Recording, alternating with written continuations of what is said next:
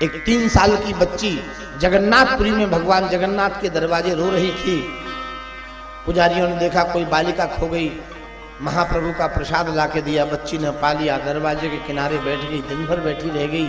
संध्या हो गई, सवेरा हो गया।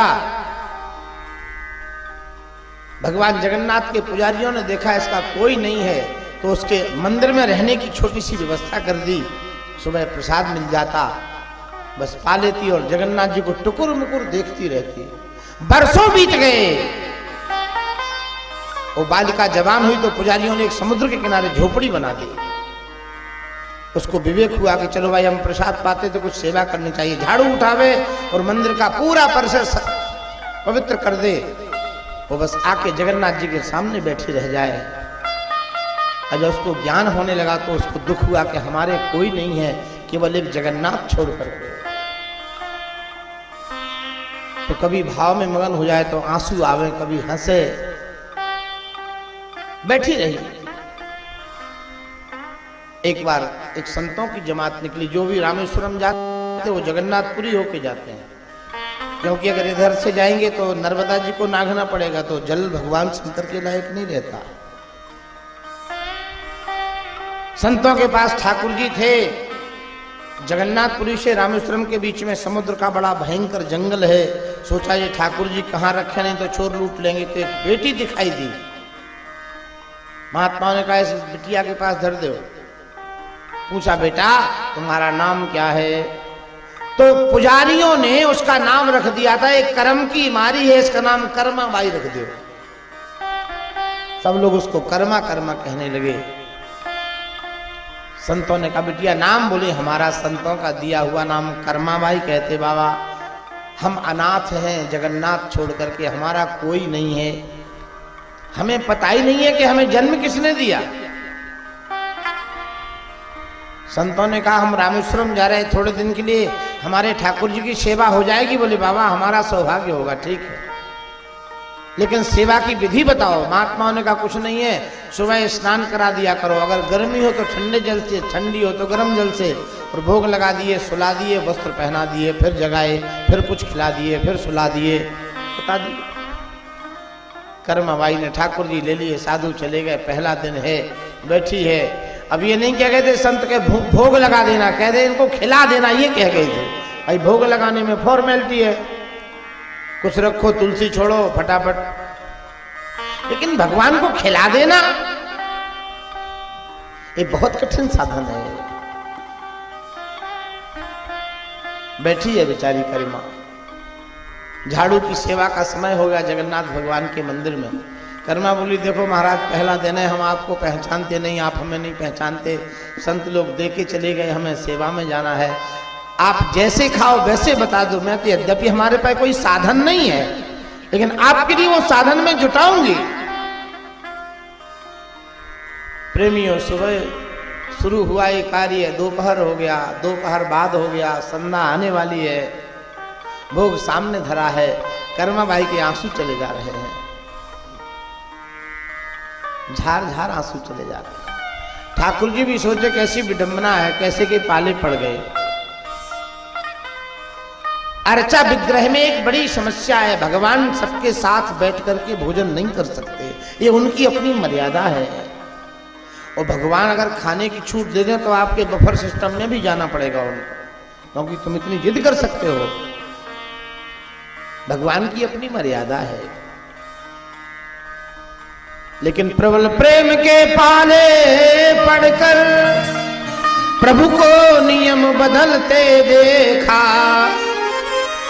अपना मान टले टल जाए, पर भक्त का मान न टलते देखा। महाभारत में भगवान ने अपनी प्रतिज्ञा खूंटे पर टांग दी और अर्जुन के प्राण रक्षा के लिए उसी रथ का चक्र लेकर के दौड़े, भीष्म के सामने आ गए। भीष्म बोले हे प्रतिज्ञा पुरुष क्या कर रहे हो, भूल गए? तुमने प्रतिज्ञा की थी कि मैं युद्ध नहीं करूंगा।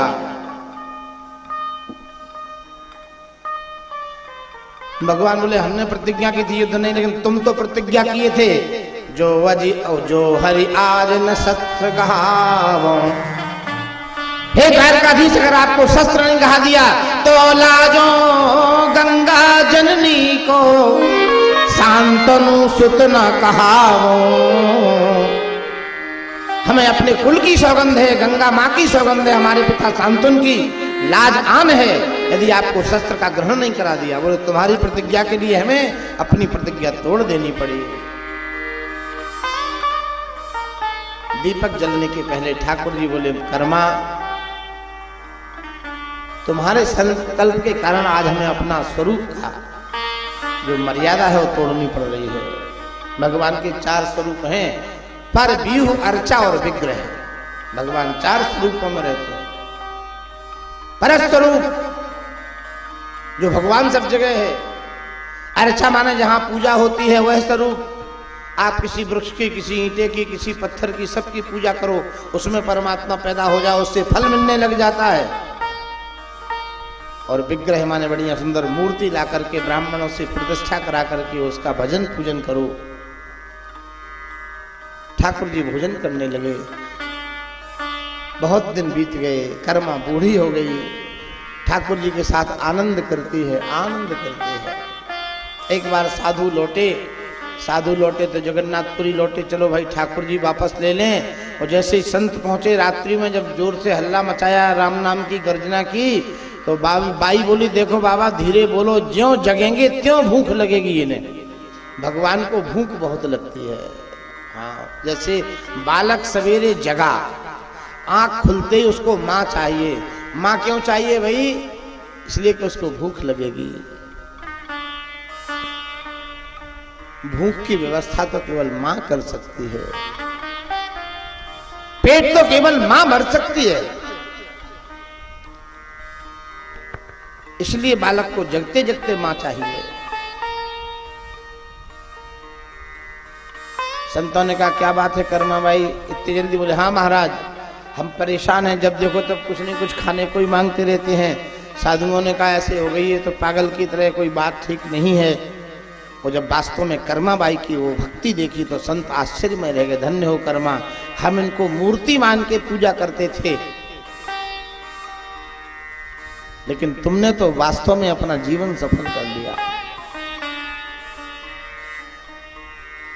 एक दिन जगन्नाथ भगवान के मंदिर में एक सूचना आई, महाराज आज कर्मा बाई का शरीर छूट गया। बूढ़ी कर्मा बचपन में आई थी, 3 साल की, पूरा जीवन जगन्नाथपुरी में व्यतीत किया और शरीर छूटा है। तो जगन्नाथपुरी की परंपरा है, किसी का भी शरीर छूटता है तो भगवान जगन्नाथ का प्रसादी वस्त्र उसके कफन के लिए जाता है। मंदिर से वस्त्र जरूर जाएगा। मंदिर के पुजारी वस्त्र लेके पहुंचे।